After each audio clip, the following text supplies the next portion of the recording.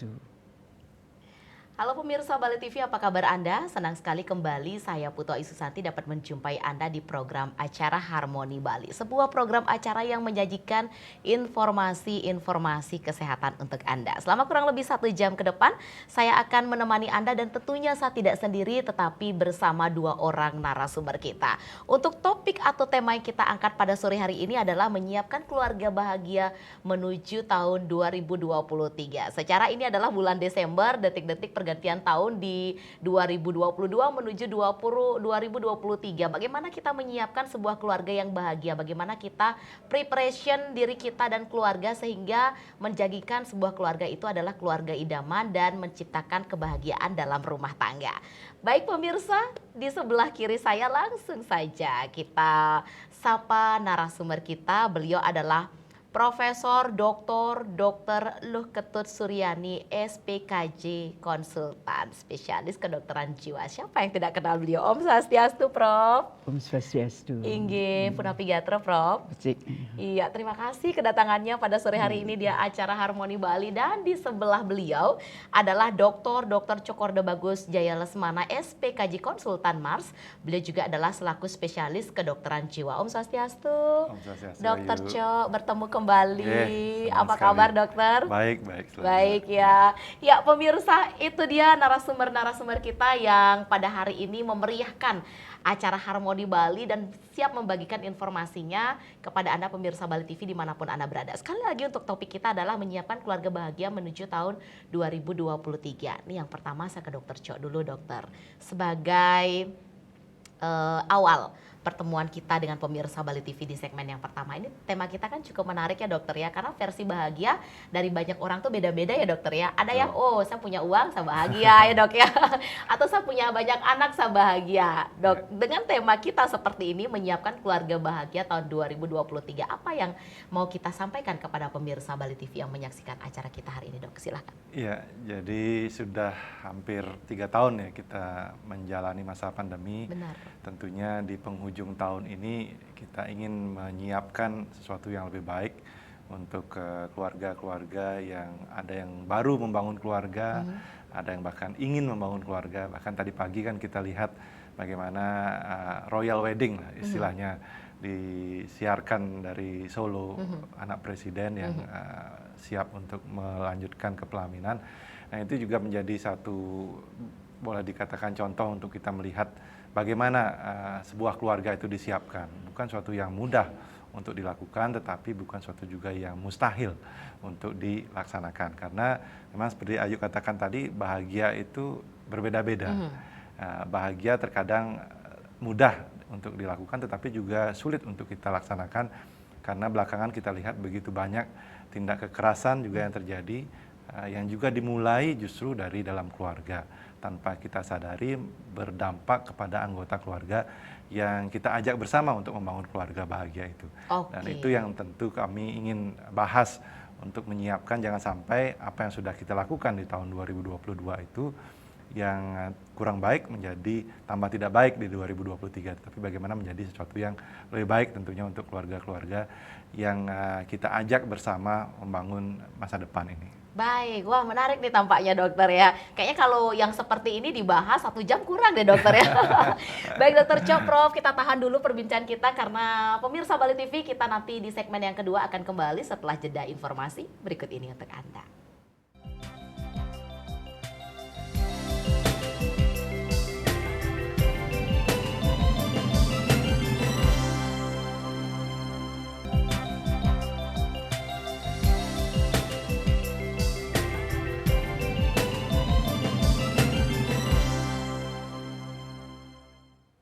Ya pemirsa Bali TV di segmen yang kedua masih di program acara Harmoni Bali. Masih dengan topik kita yakni menyiapkan keluarga bahagia menuju tahun 2023. Bila di segmen yang pertama tadi Dr. Cok juga sudah memberikan clue-nya bagaimana sih keluarga bahagia.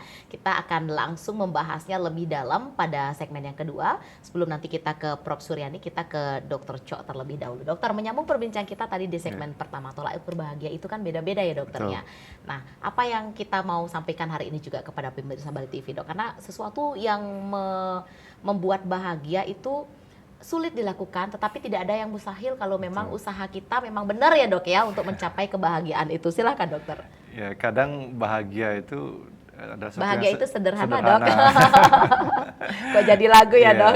Bahkan dikatakan keluarga itu memang harta yang paling Berharga. berharga. Sehingga kalau sudah punya keluarga, minimal modal untuk bahagia itu sudah ada. Tapi pada kenyataannya kita justru juga melihat bahwa keluarga itu juga menjadi sumber terjadinya kekerasan, sumber terjadinya trauma, bahkan sumber terjadinya perpecahan. Ya. Nah, sehingga dalam mencari bahagia itu seperti Ayu katakan, memang tiap orang punya nilai berbeda-beda karena mereka juga tumbuh dan berkembang dari keluarga yang berbeda. Sehingga bagaimana orang tuanya dahulu itu sangat besar menentukan pengalaman mereka dididik oleh orang tuanya untuk menilai bahagia itu sendiri. Yang sederhana mungkin seperti tadi Ayu katakan, komunikasi ya.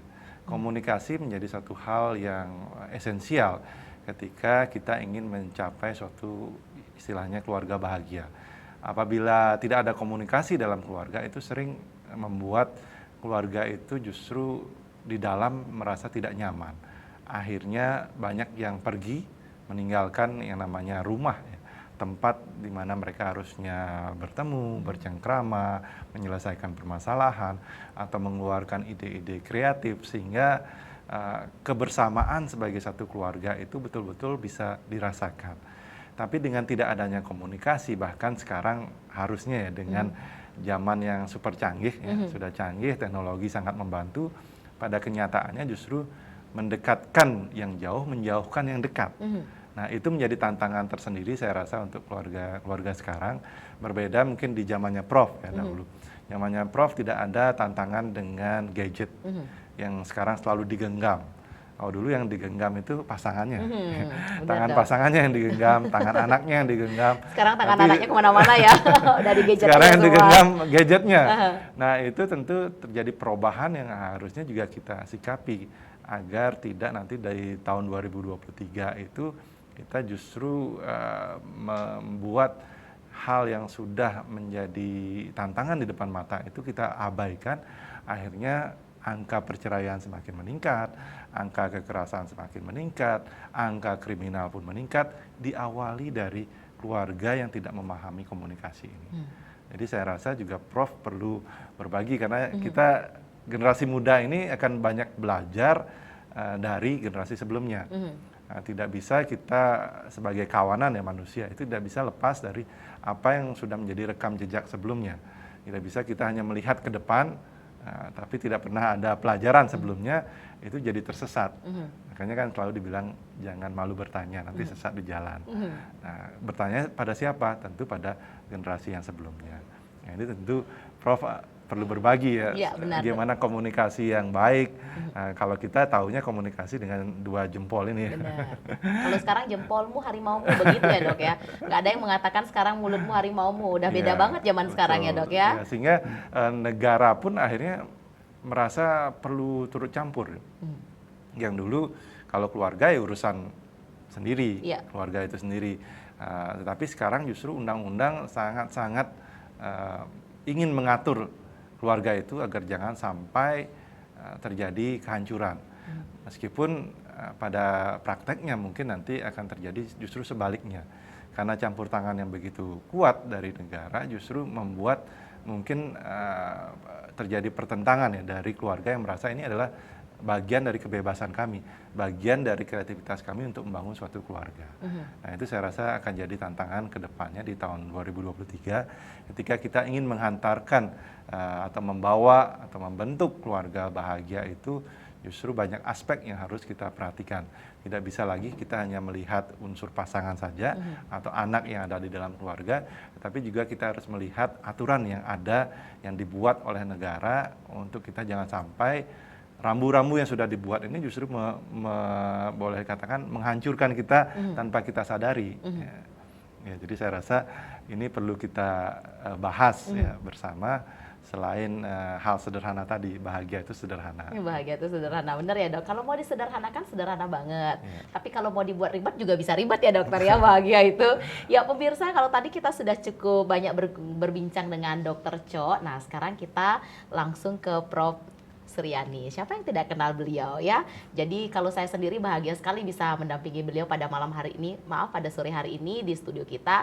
Dan tentunya pemirsa Bali TV yang menyaksikan acara kita di program acara Harmoni Bali pasti setia banget nih dokter di depan TV Prof. Prof, apa yang mau dibagikan kepada pemirsa Bali TV menjelang yang namanya kita memasuki tahun baru 2023. Ini tema kita atau topik kita adalah menyiapkan keluarga yang bahagia menuju tahun 2023, dokter. Sebagai Prof. Suryani dengan berbagai macam pengalaman dan sudah banyak hal-hal yang ditangani selama ini ya dok ya. Seperti apa? Karena banyaknya masuk komunikasi yang kurang baik ya dokter ya, dengan alat komunikasi sekarang yang serba canggih, permasalahan justru lebih banyak sekarang akal mula atau asal muasalnya justru dari keluarga, yang kita harapkan keluarga itu adalah sesuatu yang bisa menjadikan pondasi yang lebih kuat. Justru dari keluarga hal yang terkecil permasalahan bisa terjadi dan membentuk dampak yang kurang baik juga buat kita ke depannya. Silahkan Prof. Dari pengalaman kami, baik melihat keluarga kami sendiri maupun mendengar dari pasien-pasien, ternyata selama COVID ini komunikasi antar keluarga itu sangat membuat mereka merasa tidak nyaman. Ya, situasi takut sakit, takut tertular dan sebagainya, sehingga membuat ada aturan yang lain terjadi. Masing-masing mencoba merasakan kebahagiaan itu dengan, seperti tadi dikatakan, semua dengan HP. Walaupun ada orang tuanya, ada tamu, ada yang lainnya, semua sibuk dengan HP. Dan akhirnya yang membuat dia senang satu sama lain sendiri-sendiri itu adalah dengan HP ini. Tetapi perasaan sebagai keluarga, menyatu dengan keluarga mulai kurang. Nah, yang menjadi permasalahan sekarang, kalau kita ingin budaya Bali itu tetap ada, bisakah komunikasi secara gadget, secara pakai handphone dan sebagainya itu di rumah dihentikan? Kalau bisa itu dihentikan, kemungkinan untuk bisa ngobrol dengan orang tua, dengan istri, dengan suami, dengan anak, dengan pembantu itu akan ada. Kalau kami berkunjung ke keluarga, kebanyakan sepi, tapi bukan berarti tidak ada orang. Beda, sepinya sekarang beda ya. Kemudian semua dengan dirinya sendiri, dan akhirnya yang akan terjadi adalah semua merasa sendirian. Nah, karena itulah sekarang mulai maukah kita merubah konsep kita yang ada di rumah, berapapun orang yang ada di rumah, bisakah kita berkomunikasi? Bisa dengan ngobrol, bisa dengan melakukan sesuatu, tetapi saling menghargai dan saling memerlukan. Nah, untuk itulah yang di rumah itu, apakah ada ibu bapak, pembantu dan saudara, atau hanya ada satu keluarga atau banyak keluarga. Nah, disinilah kita harus bisa merasakan bagaimana kita mempunyai keluarga yang bisa saling membantu, saling menghargai, dan saling memerlukannya. Tidak bisa kita atur begitu saja, tetapi yang paling penting adalah tata krama yang ada di dalam keluarga kita perlu tetap dipertahankan. Misalnya, bagaimana kita mengajarkan anak kalau dia keluar, jangan keluar begitu saja. Pamitlah. Cara pamit dan kemudian menyampaikan mau kemana dan saya akan datang jam berapa, itu sangat penting. Sehingga masing-masing keluarga saling menjaga, saling membantu dan bisa saling menghargai. Tapi sekarang kan hal ini mulai tidak ada. Mereka akan dengan dirinya kemudian merasa tidak ada di rumah, tidak ada yang bisa diajak ngobrol dan lain-lainnya. Nah, kalau kita tetap seperti ini, maka katanya saya punya keluarga, tetapi merasa tidak punya keluarga. Yang paling senang adalah psikiater. Oke. Nah, apakah Terus kita akan dicari ya Prof ya berarti. apakah kita akan menyerahkan diri kita dengan psikiater? Nah, untuk itulah kami ingin mulai siapapun yang ada di rumah itu adalah keluarga. Dan bisakah saling membantu, saling memperhatikan, dan kalau makan terutama bisakah kita makan bersama sekali saja, tidak pagi, tidak siang, tapi lebih bagus malam waktu apakah siang, sekali-sekali kita harus makan bersama dengan anak, dengan istri, dengan cucu dan sebagainya. Sehingga di sana merasa ada kekerabatan, ada persatuan dan ada hubungan. Kalau tidak, makin lama makin renggang. Semua mereka akan ngobrol, saya punya nenek, punya kakek, tapi saya tidak pernah tahu apa yang dikerjakan. Nah, jangan sampai seperti itu, kakek neneknya diasuh oleh orang lain, kemudian cucunya diasuh oleh orang lain, akhirnya katanya kita punya keluarga, tapi tidak merasa punya keluarga. Nah, tadi menarik, saya rasa Prof mengatakan bahwa jangan sampai budaya kita hilang. Ya. Padahal ketika kita memulai untuk membangun keluarga, seperti yang tadi di pagi dipertontonkan juga oleh Bapak Presiden kita, bahwa budaya kita memulai dengan budaya kita. Memulai dengan budaya, sehingga di pernikahan itu sangat kental harusnya dengan elemen budaya kita ya. Tapi di dalam perjalanannya, justru kita melupakan kemudian seperti tadi tata krama, bagaimana berkomunikasi, bagaimana menghargai satu sama lain. Kita melupakan akhirnya lebih mengutamakan yang namanya kemajuan teknologi, lebih mengutamakan yang namanya budaya barat, sehingga sedikit-sedikit harus mengekspresikan seperti orang barat ya. Tidak seperti kita, kalau di budaya kita lebih merasakan. Kalau rasanya dia tidak senang, jangan perlu diprovokasi lagi. Tapi kalau rasanya senang, tidak perlu harus beli bunga untuk mengungkapkan ya.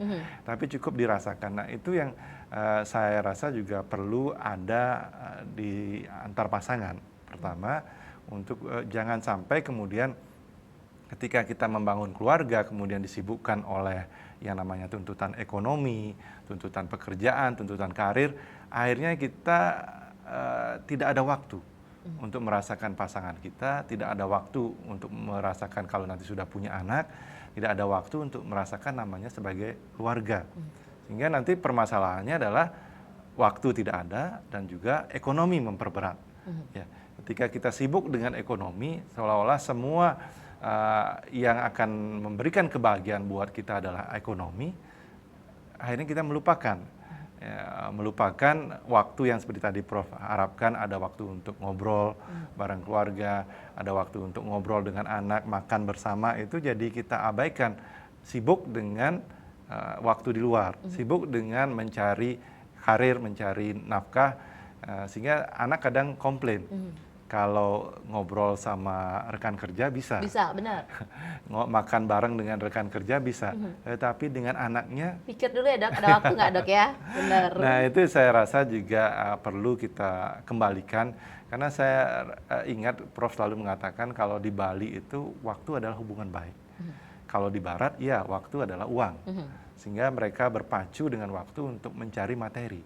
Tetapi di kita, seberapapun materi yang kita punya hotel, punya rumah banyak, punya mobil banyak, tetapi kalau kita tidak bisa menjalin hubungan baik dengan keluarga kita, dengan tetangga kita, dengan komunitas kita, masyarakat kita, maka pada akhirnya yang namanya bahagia itu tidak akan kita dapat. Karena saya rasa di masyarakat Bali itu pencapaian well-being atau yang disebut bahagia itu berbeda dengan di luar. Kalau di luar aktualisasi diri boleh, ya, menjadi profesor, menjadi gubernur, menjadi pejabat, itu mungkin bahagia buat mereka. Tetapi di kita itu tidak menjadi ukuran ternyata. Bahagia itu kalau kita bisa menyatu dengan beliau. Bahagia itu kalau kita bisa merasakan rahayu, kata. Bahagia itu kalau kita bisa merasakan anggota keluarga kita, merasakan pasangan kita, itu baru bahagia. Nah itu saya rasa perlu juga diingatkan agar tidak sibuk untuk mengejar karir, mengejar materi, tetapi melupakan bahwa tadi harta yang paling berharga itu adalah keluarga. Benar sekali dok ya. Lupa dengan yang kita sudah miliki, lupa dengan yang ada di dekat kita, tetapi sibuk mencari yang di luar sana. Sibuk mencari mimpi-mimpi, tapi melupakan yang kita rasakan saat ini. Ya. Iya benar sekali. Kalau di luar mungkin mengatakan time is money, tetapi sebenarnya kalau untuk budaya kita sendiri adalah time is relationship. Relationship. Bisa dibuat seperti itu ya Ya, dokter ya. betul. Karena uang bukan tolak ukur segalanya menyatakan kebahagiaan dokter ya. Uang Ya. penting tetapi bukan segalanya. Kita mau membahas materi sebenarnya ini ya pemirsa di segmen yang ketiga nampaknya karena kita harus rehat sejenak jeda iklan. Kita tahan dulu Prof. Dokter Cho. Ya Silakan pemirsa semakin menarik perbincangan kita kalau kita membahas mengenai bahagia karena banyak sekali hal-hal yang terutama hal yang bersifat pribadi dan krusial sebenarnya merupakan hal-hal yang kecil tetapi kalau kita tidak sikapi, kita tidak lihat secara detail, secara baik itu akan menjadi suatu masalah yang besar di kemudian hari. Di segmen ketiga kita akan kembali sesaat lagi untuk Anda.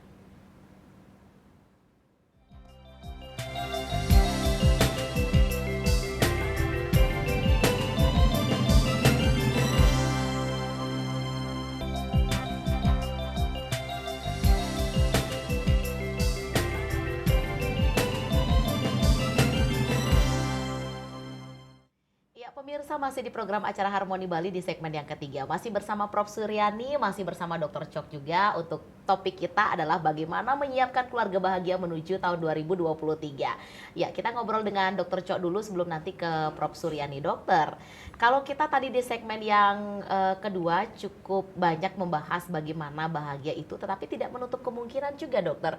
Kadangkala untuk menimbulkan suatu kebahagiaan, keharmonisan, atau ketenangan dalam sebuah rumah tangga itu juga materi memegang peranan yang cukup besar. Katakanlah seperti era pandemi COVID kemarin dok, banyak yang dirumahkan, banyak yang kehilangan pekerjaannya, mata pencaharian susah, uang susah didapat dikit-dikit di keluarga cekcok, nggak bisa bayar hutang ribut, kan begitu ya dokter ya. Nah bagaimana dokter melihat untuk hal ini dokter? Sebegitu pentingkah materi dalam keluarga sehingga kalau nggak ada uang untuk bayar hutang menjadi ribut di dalam rumah tangga? Gimana dokter Cok? Silahkan. Ada yang mengatakan tidak ada uang, abangku tendang. Wah ini senangnya uang atau senang Piala Dunia kayaknya nih dokter. Iya. Tetapi uang itu bukanlah semata satu-satunya yang bisa membuat kita bahagia. Dan juga bukan berarti tanpa uang kita akan bisa dengan mudah mencapai suatu kebahagiaan. Artinya ini suatu yang bukan rumus matematika. Hidup itu adalah proses belajar dan kita juga tidak bisa menjanjikan bahwa apa yang kita alami itu akan bisa sama hasilnya ketika orang lain melakukan.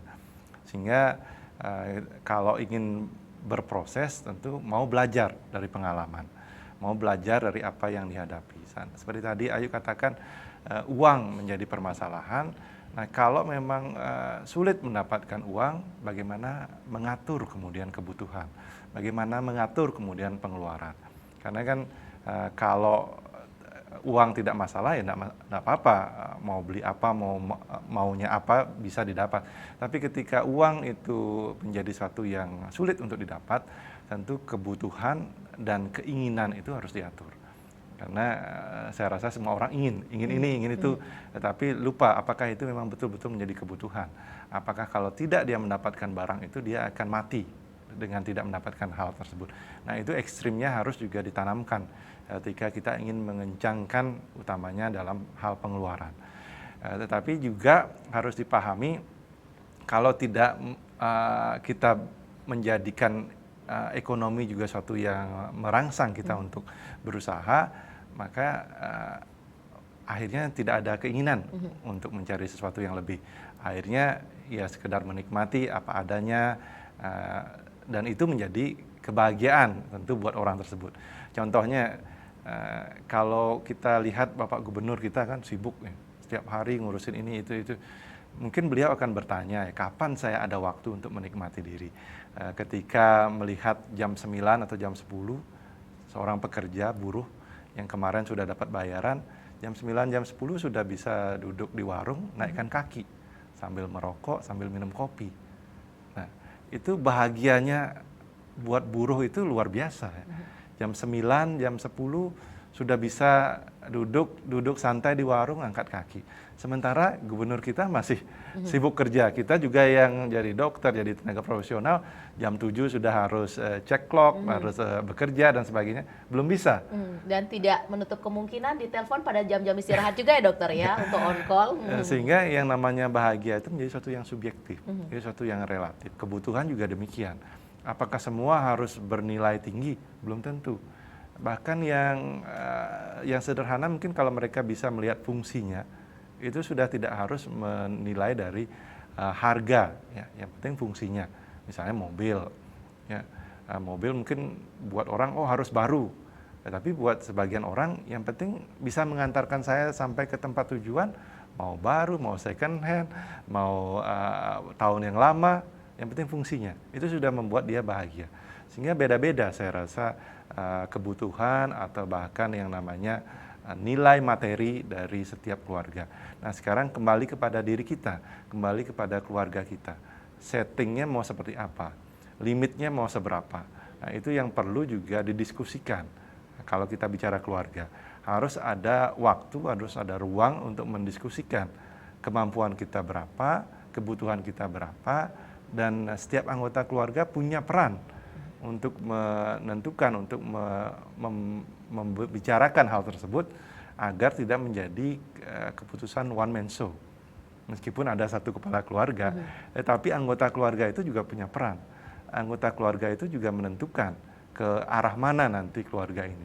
Apakah menikmati dengan cara seperti Prof katakan tadi, makan bersama, itu sudah sesuatu yang bahagia, atau justru menikmati dengan cara berlibur, ya, istilahnya sekarang staycation dan sebagainya. Healing ya dokter? Healing. Itu tentu ditentukan bagaimana mereka mendiskusikan dan membicarakan dalam keluarga tersebut. Karena kalau tidak, ya seperti tadi, sibuk dengan dirinya, akhirnya mencari kebahagiaan di luar, yang harusnya ngobrol dengan pasangan, akhirnya lebih senang curhat dengan orang lain. Curhat di media sosial juga dok? Curhat di media sosial, akhirnya tidak lagi tertarik dengan pasangan, tetapi tertarik dengan orang lain. Dan ini yang saya rasa membuat lambat laun yang namanya membangun keluarga itu sudah tidak menjadi prioritas lagi, tetapi sudah lebih mencari kebahagiaan di luar yang sifatnya semu, sifatnya hanya bayangan ya. Karena yang dihadapi sebenarnya bukan orang luar sana, tetapi orang yang di rumah. Orang yang ada di depan mata kita adalah keluarga kita sendiri. Nah itu yang saya rasa harus juga diperhatikan agar tidak nanti justru karena waktu yang kita habiskan untuk mencari materi, waktu yang kita habiskan untuk mengejar karir, akhirnya kita lupakan untuk membangun, memupuk, bahkan boleh dikatakan dirabuk ya, namanya cinta dengan pasangan, cinta dengan anak, cinta dengan keluarga. Ya syukur-syukur kita sudah punya anak ya di keluarga. Mungkin itu menjadi pengikat yang berbeda ketika keluarga yang masih belum punya anak itu juga menjadi beban tersendiri. Sehingga kembali lagi, maukah mereka mendiskusikan ketika kita berkeluarga itu adalah proses pendewasaan diri, proses untuk membangun sebuah keluarga itu tidak mudah. Ada perjalanan yang harus dilalui, tidak sebagai jalan yang lurus, tetapi juga ada kerikil-kerikil tajam yang terkadang juga akan membuat justru memperkaya pengalaman kita dalam membangun sebuah keluarga. Oke, baik. Terima kasih Dokter Jo. Nah, dari Prof Suryani sendiri, bagaimana melihat Prof? Memang hal kecil seperti makan bersama, kita perlu bangun chemistry-nya dalam keluarga di tengah sekarang masa gadget yang cukup merebak ya dokter ya. Ya Prof ya, tapi bagaimana dengan kebutuhan materi yang sering sekali ini membuat sesuatu yang mengundang pertikaian juga di dalam rumah tangga. Mungkin di dalam rumah tangga sering membahas tentang penghasilan saya sebagai seorang istri lebih besar daripada Anda sebagai suami saya, atau tidak punya dana ketika pandemi kemarin untuk bayar hutang, menjadi timbulnya percikan-percikan percecokan dalam rumah tangga. Tadi Dokter Cho juga sudah ada menjelaskan bagaimana dokter menanggapi juga, Prof. Maaf, bagaimana Prof menanggapi juga terkait hal tersebut? Hampir sebagian besar orang punya masalah, ya. Kalau diberikan mereka menyelesaikan di rumah, tentu tidak akan penyelesaian yang diperoleh, tetapi makin terjadi bentrokan, Misalnya ibu bapaknya menunggu anak tidak datang, kemudian kita ribut dan sebagainya. Nah, saya tidak ingin melihat orang lanjut usia banyak yang menderita karena anak-anaknya pergi, tidak ada waktu karena cari duit dan sebagainya. Bukan berarti lupa dengan orang tuanya, tetapi mereka perlu juga hidup. Orang tua di rumah, kemudian anak-anak dan menantunya sibuk bekerja dan kemudian tidak bisa melakukan hubungan.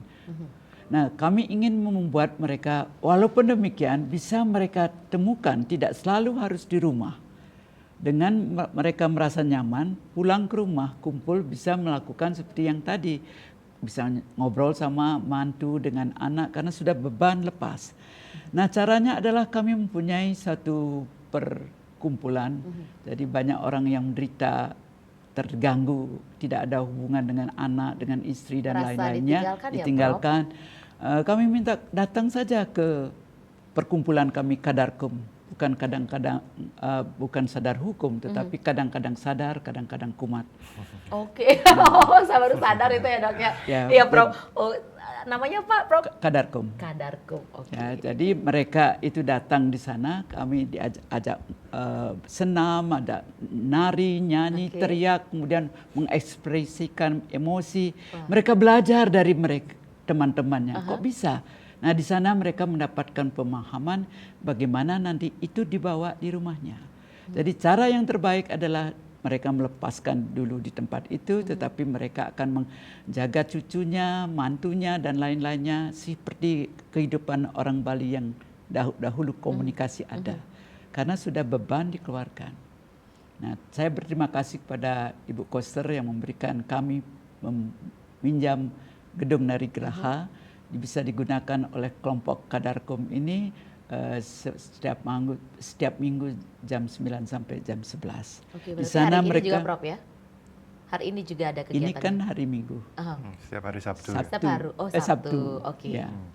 Jadi di sana mereka sudah melampiaskan dan datangnya tadinya murung-murung, kemudian pulang gembira. Kami tanya gimana? Oh, kami bisa ngobrol sama anak, cucu dan sebagainya. Yang penting setelah di rumah mereka akan mengajarkan sopan santun.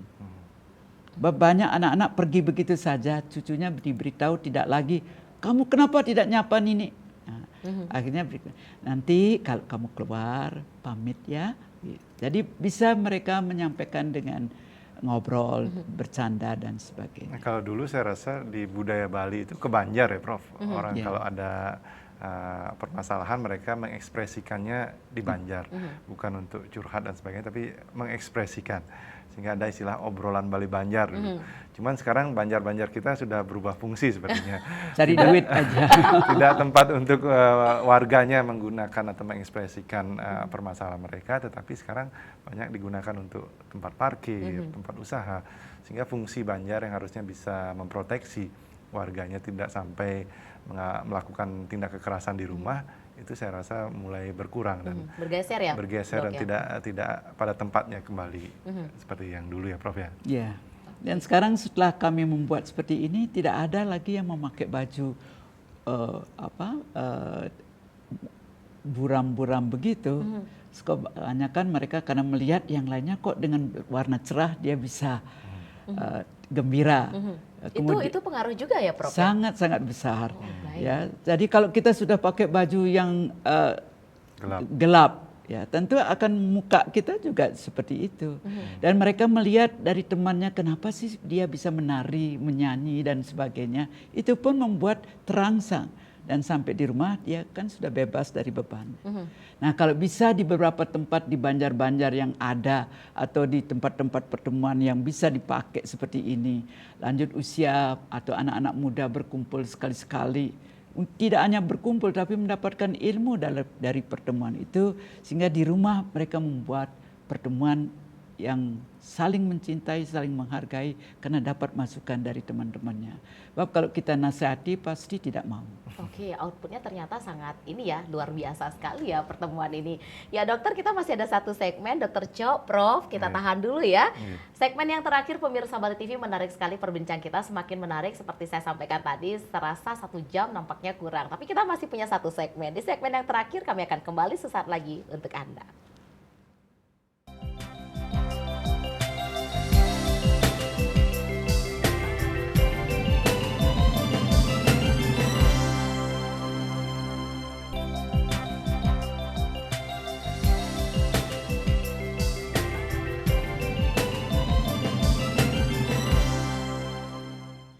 Iya, pemirsa, di program acara Harmoni Bali masih bersama saya Putu Ayu Susanti di segmen yang terakhir kita kali ini. Ya, masih bersama dua orang narasumber kita, ada Prof. Suryani, ada Dr. Cho juga terkait dengan bagaimana menyiapkan keluarga bahagia menuju tahun 2023.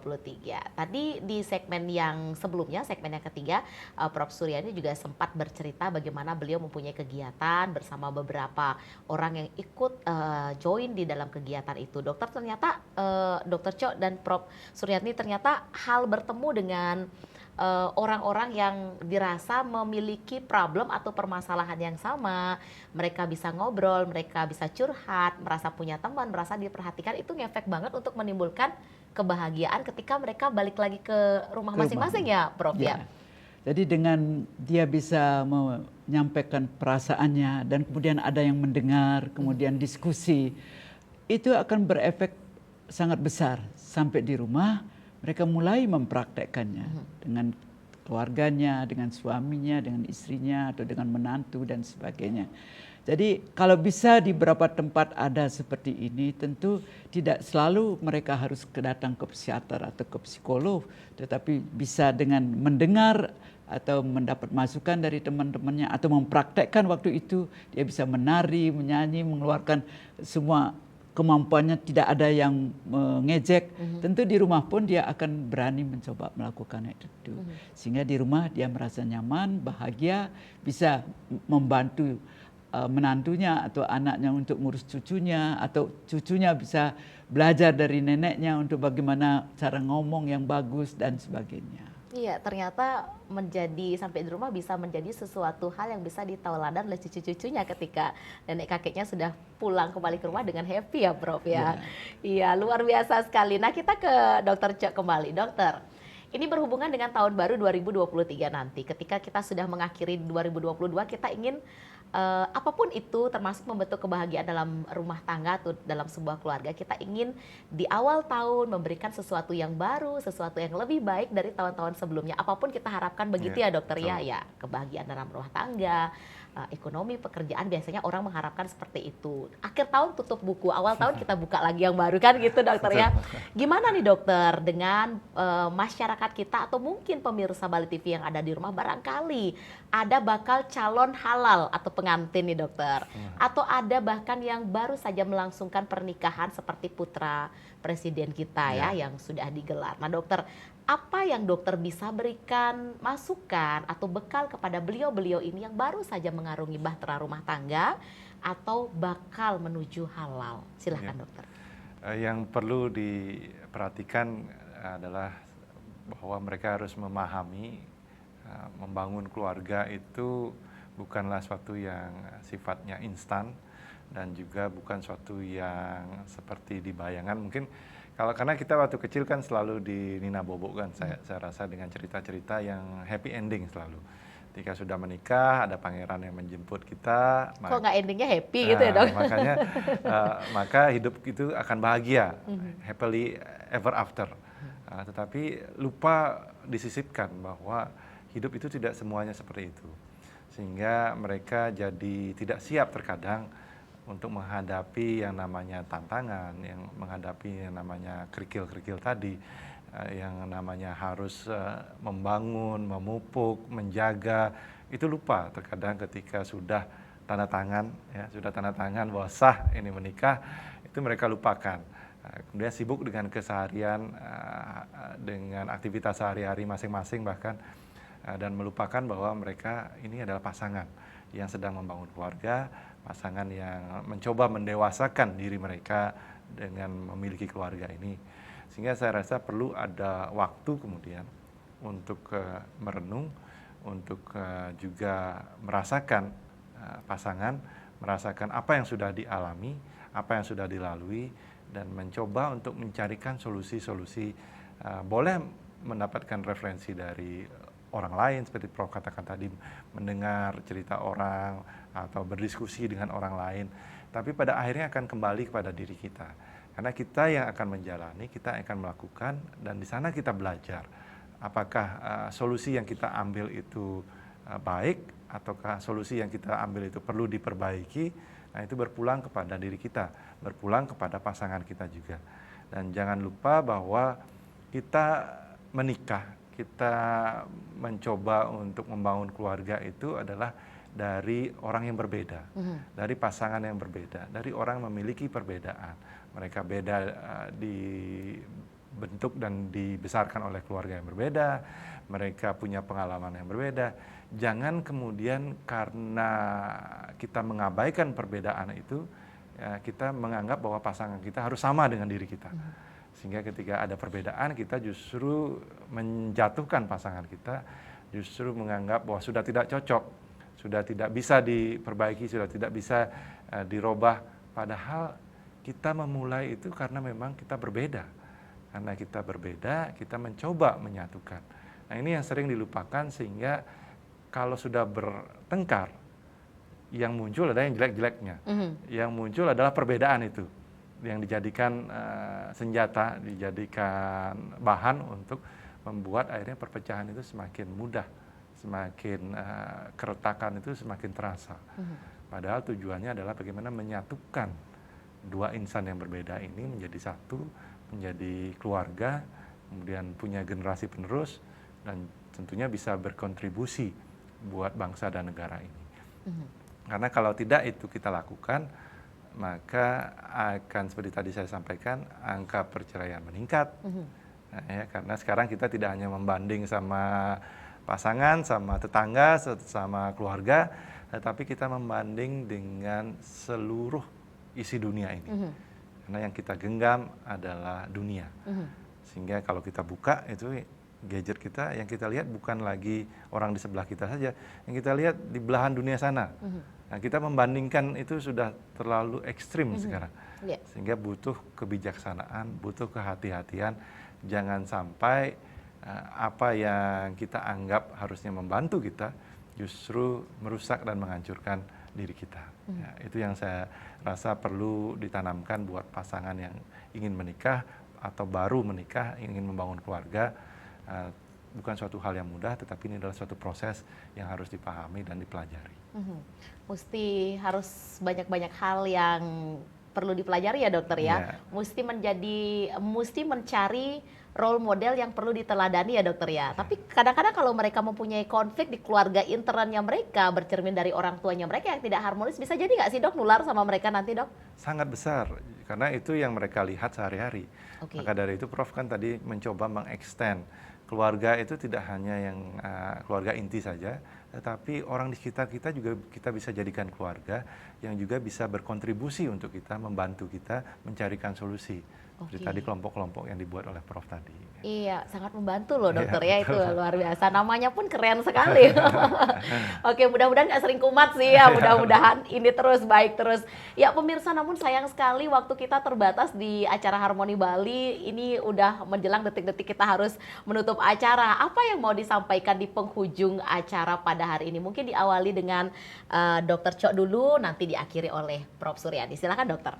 Ya, tahun baru adalah awal baru, tentunya bukan berarti keluarga baru ya, tetapi bagaimana kita menata kehidupan keluarga kita dengan cara yang baru, sehingga kesalahan-kesalahan yang kita sudah lakukan jangan sampai terulang, tetapi kita menemukan solusi terbaik untuk menghadapi tahun 2023 ini. Iya, matur suwun semua Dr. Cho. Silakan Prof, apa yang mau disampaikan? Kami berharap buat mereka-mereka yang akan menikah, biar lahir anak-anak Bali yang berkualitas. Bisakah Anda bebas dari trauma masa lampau?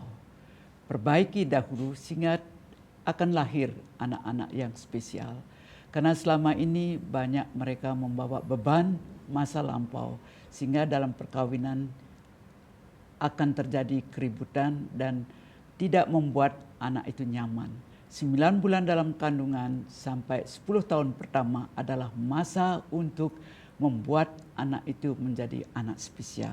Bisakah masalah ini dipelajari sehingga anak-anak muda yang akan membangun keluarga bisa melahirkan anak-anak Bali yang berkualitas? Baik, terima kasih banyak Prof. Ya, Prof dan Dokter, terima kasih untuk kehadirannya sore hari ini dan terima kasih banyak untuk segala informasinya untuk pemirsa Bali TV walaupun dirasa sangat kurang sekali waktu kita sebenarnya. Nanti mudah-mudahan kita bisa bertemu di lain waktu, di lain kesempatan ya.